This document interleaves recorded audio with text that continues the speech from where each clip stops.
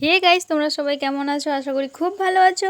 আর আমিও খুব ভালো আছি। এই যে তোমরা ভিডিওটা দেখতে পাচ্ছ, 2 বছর আগেকার ভিডিও তোমাদের সঙ্গে শেয়ার করছি।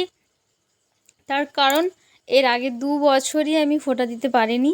এই ভিডিওটা আমার কাছে ছিল, তাই তোমাদের কাছে শেয়ার করছি। 4জন দাদা রয়েছে, 4জন দাদাকেই আমি ফোঁটা দিয়ে নিচ্ছি।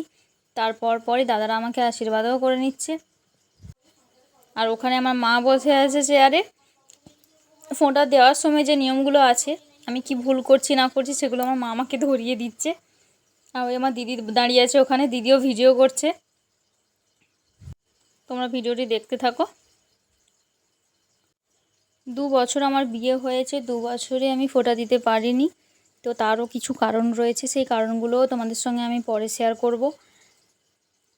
কিন্তু এর আগে যে আসছে, মানে ভাইফোঁটা যেটা আসছে, সেটার জন্য আমরা সবাই এক্সাইটেড।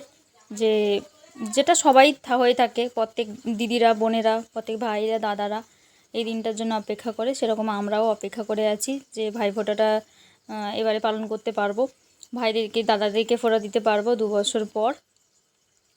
যাই হোক, ভিডিওটা ভালো লাগলে লাইক, কমেন্ট, শেয়ার